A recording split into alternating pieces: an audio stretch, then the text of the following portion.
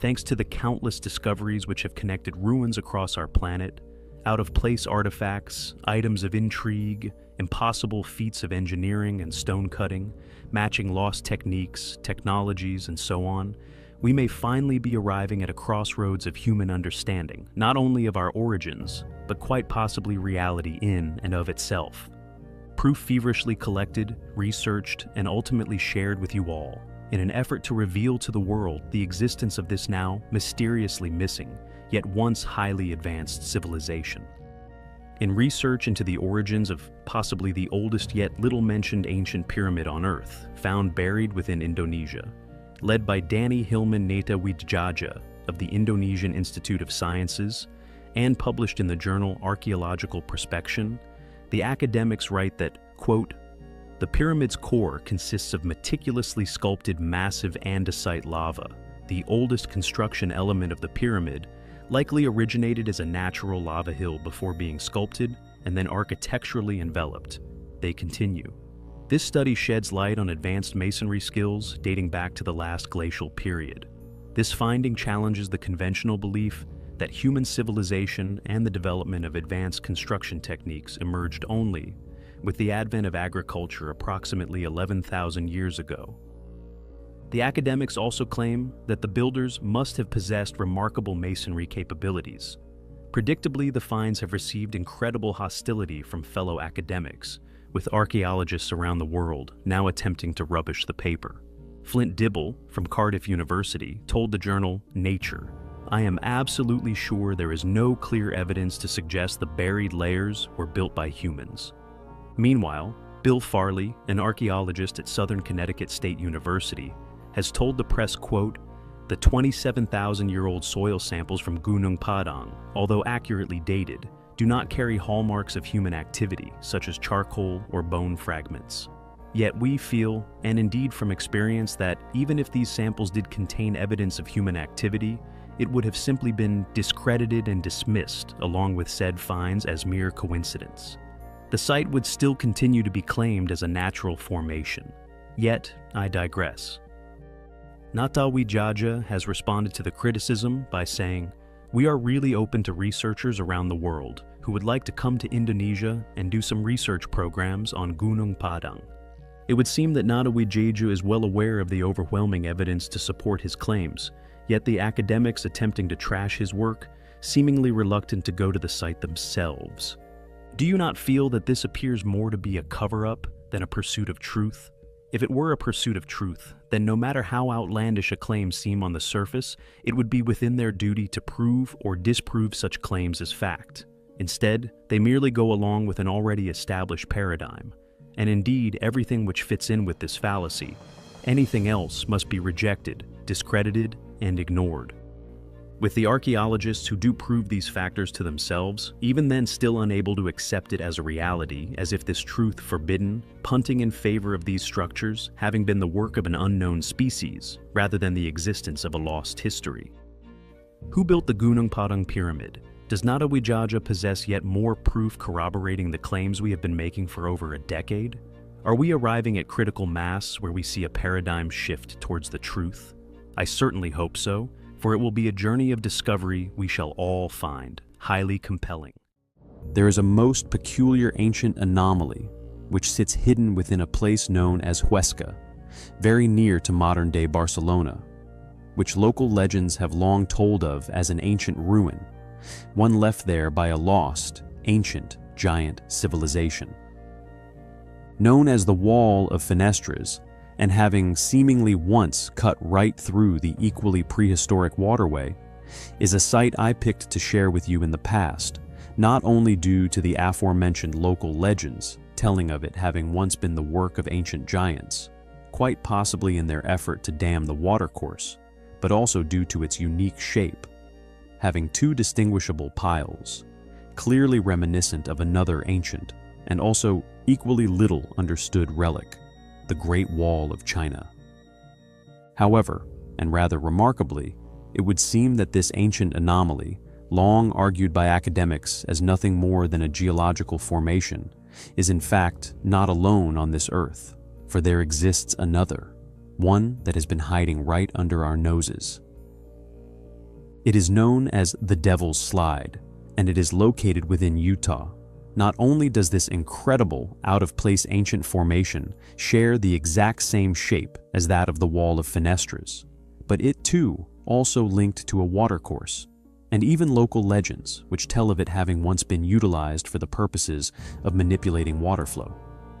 It is, however, again, said to be a geological formation of limestone, some 170 million years old, yet local legend tell of it once used by the devil himself, sliding down it into the lake for his daily bath. According to local lore, Devil's Slide owes its name to a railroad worker named James John Walker, who apparently coined the term in 1868 after remarking that the formation looked like a slide fit for a devil. According to local lore, Devil's Slide owes its name to a railroad worker named James John Walker, who apparently coined the term in 1868 after remarking that the formation looked like a slide fit for a devil. How the academic who provided this to the Cowboy State Daily Reporter knew this information, however, or where it was recorded, or indeed why somebody once recorded it, is unknown. Yet according to the mainstream theory, locals would often name things after religious iconography to reflect their belief systems and their life's daily struggles, with Linda Smith, historian from Morgan County, highlighting to a reporter in 2002 for the Deseret newspaper that over 61 sites are named after the devil just within Utah alone. Yet there is another site in particular which I have covered in the past, one also named after the great deceiver himself, and one that also has a long and murky legend attached, it too claimed as geological. Yet, again, many claim that it in fact a remnant of a lost and possible giant ancient world. That being, of course, the Devil's Tower within Wyoming. Could this name and reference be a tip of the hat to a great deception, one which has successfully hidden these relics from us for all this time, not only claiming them as mere geological formations, but mocking us via these names which they were all seemingly given? Why else would we have these strange academic accounts of where the names originated? I will, of course, look into the details, locations, and appearances of these 61 other sites, which the historian Linda Smith mentioned in her remarks to the media, to indeed seek out as to whether this theory holds any water. For the fact that such a great anomaly could be hidden from view in such a way, not to mention the many others I have shared with you in the past, hidden all over the United States, such as the falling block within Wyoming, the melted handprints upon the White Mountain, the gigantic quarries recently discovered also within Utah. Perhaps giants the explanation for how they cut, removed and lifted these blocks from the bedrock, the gigantic prehistoric, often cyclopean walls across Montana, with its many dolmens, with all these hidden in plain sight. It is clearly not beyond the realms of possibility that these are too. Thus, this remarking of the devil being involved, such as the Devil's Slide, with another of the same name I have found just whilst doing this research, located amongst the aforementioned, simply gigantic, megalithic ruins of Montana, may also be a remnant of a now lost civilization. Thus, this reference could in fact turn out to be a roadmap to identifying these lost ruins. I will, of course, keep you all posted on any further developments. What is the Devil's Slide in Utah, the one in Montana, or indeed the Wall of Fenestras? Is there a lost world being hidden from us in plain sight? It is a mystery which I continue to find highly compelling. Could there be the remnant of a now lost, yet once global super-civilization still hidden across the United States? When we first began the channel, we covered the astonishing ancient megaliths that can be found within Montana. We soon came under attack from false DMCA claims surrounding this specific subject, which at the time nearly took out the channel. It would seem that the powers that be would have rather kept a lid on these ancient sites, which not only predate Native Americans, but demonstrate to the world the past capabilities of a now lost civilization. Like the falling block within Wyoming, still argued as a geological formation, the tool marks upon the falling block matching up to those found within Gornaya Shoria, Aswan Quarry, Bazda Caves in Turkey, and so on. What we have coined cup and scoop marks, these tools most synonymous with the unfinished obelisk, However, it is always helpful to find more sites a bit closer to home, ones which will support each other's artificial origins and corroborating their methodology of creation. Not only supporting the posit of the falling block being an ancient abandoned megalith, similar in origins to the stone of the pregnant woman, but furthering our understanding of the reach of this now lost civilization. With this fortunately being the case in Utah, where we may have stumbled upon the source quarry for Wyoming's falling block. A site spared modern excavation and/or destruction due to its inconspicuous, natural appearance. Its true purpose, visible only to those who understand the methods of ancient stone extraction, and indeed are looking for it. This cut block quarrying being a technique not only still used with modern machinery within modern quarries, but is visible worldwide in countless other ancient and abandoned quarries, such as Ollantaytambo or indeed throughout Peru. Located at Muley Point, this prehistoric quarry of gigantic proportions shares some startling similarities to those of Aswan, Easter Island, China, and so on, all abruptly abandoned, all moving, cutting, and shaping monstrous rocks, sizes which we would struggle to move today, once lending support to the geological angle, yet their similarities and artificial man-made characteristics undeniable. For these formations to all appear in such close proximity, each sharing the same artificial characteristics, ignored in favor of this geological argument, we feel is clear evidence of a conspiracy. Yet, I digress. To assume that a civilization seemingly capable of scooping out solid stone did not possess advanced technology, we feel is a mistake. To presume that this civilization, with all these evident capabilities and similarities in construction methods found globally, were not seafaring world-going peoples, we feel, is becoming more and more the ignorant choice in regard to lost antiquity day by day. To dismiss such a hypothesis in favor of putting the mounting and already mountainous evidence in support down to coincidence, becoming more and more suspicious, especially from academic fields. What happened to this civilization? What could they have been building? Why was everything within ancient times built to such gigantic proportions? Was this civilization larger in scale than us, or just incredibly capable? Wanting to create a legacy they knew would be lost, but they desired to be rediscovered. If so, why? Are there even more astonishing pre-flood ruins and indeed megalithic quarries still hidden across the United States? We find the possibilities highly compelling. There are many ancient unexplained ruins which have long been suppressed, and in some cases completely covered up, found scattered across the United States of America, remnants of a prehistoric civilization which the powers that be would rather have remained hidden. Megalithic ruins rivaling even that of Baalbek found throughout Montana recently discovered enormous megalithic quarries throughout Utah, the falling block or melted handprints within Wyoming, and so on, a literal smorgasbord of ancient relics which have all successfully been ignored, hidden throughout the states. This lack of academic attention which these sites receive, one could perceive as rather suspicious.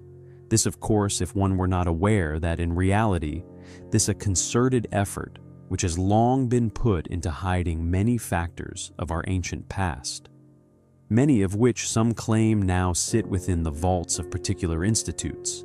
Yet the biggest of these unsolved ancient mysteries, undoubtedly, Earth's countless ancient pyramids. I have in the past covered the little studied, and even lesser, explored submerged pyramid within Wisconsin, or indeed the incredibly old pyramid hidden within Dakota, yet like that of the long-claimed Great Pyramid, which once sat tall within Salt Lake City, once somehow constructed of solid copper blocks, our next item of interest was also seemingly quarried out, or possibly simply destroyed in this ongoing effort to hide the true grandeur of our planet's lost civilizations. Found within Pyramid Lake, one of the largest lakes within America, is a strange yet uncanny rock formation. This formation not only dated to over 300 million years old, but within the original documentation and indeed illustrations of the area, created by the first pioneers, just like that of the surviving evidence for the recently covered copper pyramid, which once stood within Salt Lake City, can be seen to have itself indeed once been a clearly man-made pyramid, which once stood proudly within this ancient lake. Perhaps even once utilizing it as a water source. The question is, what happened to this mysterious anomaly? Could the many other artifacts we have found, often discovered perfectly preserved within prehistoric strata and coal seams, dating to this exact same age, not only supporting the existence of human civilization spanning back to these times, but corroborate the claim that this, along with the Great Pyramids, which still stand within Egypt, specifically its core stones, ones I have long postulated, are now obscured and covered by later conservation efforts, not a mere few thousand years, but quite possibly hundreds of millions of years old. Perhaps this, along with the original purpose, having long ago been unraveled surrounding the past function of these ancient structures, the actual true motive behind why this pyramid, along with many others I have encountered during my research for the channel, not just within the States but worldwide, destroyed, hidden, or attached to civilizations clearly incapable of such feats. This then perhaps all in an effort to conceal their true past function. I will keep you posted on any further explorations or confirmations of ancient human activity discovered within Pyramid Lake. It is a mystery which I find highly compelling. With the wide and varied array of ancient, and in some cases prehistoric artifacts which have now been shared here upon our channel, now found and located all over our Earth, one would expect that the proposition of human history, spanning hundreds of thousands, perhaps even millions of years, would be more warmly received. Yet alas, with past popularization of such hypothesis as that of the Bering Strait land bridge, such a reality continues to be denied, suppressed, and dismissed. There exists many accusations of elaborate hoaxes which attach themselves to these objects. Sometimes shady institutions and academics will even resort to stealing these unexplainable artifacts in the middle of trusted examinations, with many of them having vanished this way, and always in an effort to prevent the truth from reaching the public, to protect and uphold current paradigms. Fallacies which all those responsible for covering up these discoveries well aware of what they are doing, and indeed what they are hiding. Yet there are those few most peculiar of finds, such as the discovery of a hen's egg, for instance, found firmly embedded in sand 33 feet below the surface, that are so out of place they not only hard to bury, but almost impossible to dismiss. Quote, "It was in good condition and found when sinking a well in Plain Grove Township, Lawrence County, Pennsylvania. Upon the egg being broken, it appeared fresh for an instant, but mysteriously and rapidly spoiled within a mere few minutes of being exposed to the air." End quote. Found recorded within the Philadelphia Public Ledger for July 28, 1858. Or the report from May 11, 1864, within the True Democrat of Lewistown, Mifflin County, also in Pennsylvania, found under the heading "A Wonderful Discovery." It details a find made at Rolling Mill of Wood Morrell and Company, Cambria County. While workers were laying foundations for a new business whilst using a large piece of sandstone, a frog appeared from the slab once it cut in two. Quote, "Pressed as flat as a cent, and lying in a crevice in the stone, a reptile which was plump, and when it fell out, appeared to be blind.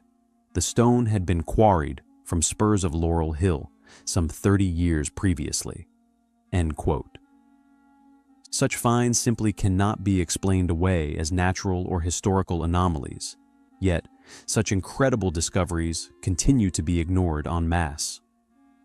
With many reports over the past century alone of living creatures somehow being found entombed, seemingly frozen in time for untold millennia, yet upon resurfacing into the world appear completely unchanged. Yet there are other finds which, although not preserved in an inexplicable living state, thanks to the locations in which they met their untimely demise, no less astonishingly preserved as that of our fellow amphibians. And our next items of interest are of no exception. In the winter of 1993, in the Cherabad salt mines, south of Hamzelu village, on the western side of the city of Zanjan, within Iran, miners would stumble upon an ancient human, perfectly preserved with long hair, beard, and in possession of an enormous array of compelling artifacts. These included leather boots, iron knives, woolen half trousers, a silver needle, a sling, parts of a leather rope, a grindstone, a walnut, some pottery shards, and varying patterned textile fragments. Discovered within the middle of a man-made ancient tunnel carved into the salt deposit of approximately 45 meters in length, it wouldn't be long before individuals funded by numerous mainstream academic institutes would eagerly volunteer their services in investigating and indeed dating the finds. In 2004, the remains of a second man, and then in 2005, two more, along with a female, were discovered. In 2006, the Iranian Cultural Heritage Agency, the German Mining Museum, the University of Oxford, and the Swiss University of Zurich would join forces for a thorough investigation of the discovery, starting a scientific long-term project, which was academically supported and funded by Deutsche Forschungsgemeinschaft, or DFG, and also numerous British funds. After archaeological studies, which included C14 datings of different samples of bones and textiles, the saltman was dated to about 1,700 years ago. However, the officially disclosed dates do indeed vary by some 200 to 300 years apart from each other, although they all clearly from the same group. Thus, their true possible age, due to the advanced artifacts found, could perhaps be far older than is being claimed.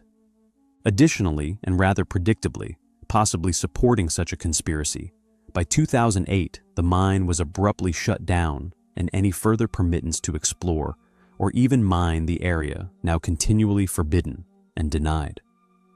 There could of course be many more preserved bodies, and indeed, controversial artifacts present within the ancient salt mine, yet it also equally as possible this denial of further investigations made to allow for covert exploration of these possible pre-flood peoples, and indeed the complete seizure and suppression of any further artifacts and remains by a certain institute whom shall remain unnamed.